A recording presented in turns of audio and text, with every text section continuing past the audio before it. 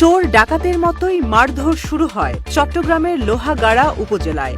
এরপর সিএনজি চালিত অটোরিকশায় ঢুকিয়ে আনা হয় চট্টগ্রাম শহরে। অন্তত ৬০ কিলোমিটারেরও দীর্ঘ পথে পথে কিছুক্ষণ পরপর মারতে মারতে নিয়ে আসা হয় চট্টগ্রাম নগরীর চট্টগ্রাম কলেজে। সেখানেও এনে আরেক দফা মারধর। শেষমেশ প্রায় নিঃসাড় অবস্থায় তাকে তুলে দেয়া হয় সিএমপির চকবাজার থানা পুলিশের হাতে। বৃহস্পতিবার ৩ অক্টোবর প্রায় দিনভর প্রচণ্ড মারধরে আহত এই যুবকের নাম আব্দুল্লাহ আল সাইমন। তিনি চট্টগ্রাম কলেজ ছাত্রলীগের যুগ্ম সম্পাদক ছিলেন। ২০২০ সালে গঠিত কমিটিতে চট্টগ্রাম দক্ষিণ জেলা ছাত্রলীগের উপক্রীড়া বিষয়ক সম্পাদকও হয়েছিলেন। তার বাড়ি চট্টগ্রামের লোহাগাড়া উপজেলায়।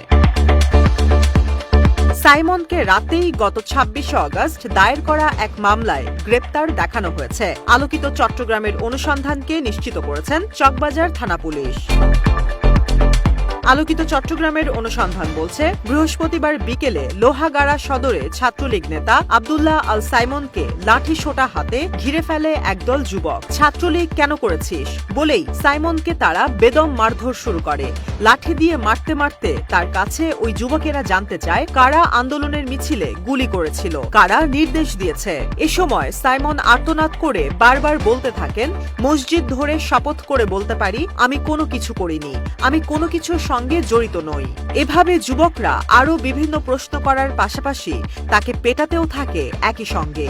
এর এক পর্যায়ে সাইমনের গলায় জুতার মালা পরিয়ে লোহাগাড়া উপজেলা সদরের প্রধান সড়কে মিছিল করে ওই যুবকেরা। এ সময় তারা ছাত্রলীগের গালে গালে জুতা মারো তালে তালে স্লোগানও দেন। এমনটাই বলছে অনুসন্ধান।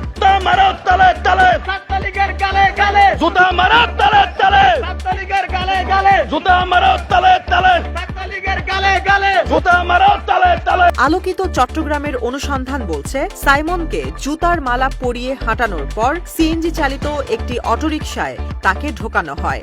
তার দুই পাশে দুজন ছাড়াও চালকের পাশেও এক যুবক বসেন। এ অবস্থায় টানা ২ ঘন্টায় অন্তত ৬০ কিলোমিটার পথ পাড়ি দিয়ে সাইমনকে নিয়ে আসা হয় চট্টগ্রাম নগরীর চকবাজার এলাকার চট্টগ্রাম কলেজের ভেতরে। চট্টগ্রাম কলেজের ভেতরেও সাইমনকে প্রচণ্ড মারধর করা হয়। পরে রাত ৯টার দিকে তাকে চকবাজার থানা পুলিশের হাতে তুলে দেওয়া হয়। আলোকিত চট্টগ্রাম নিউজ ডেস্ক।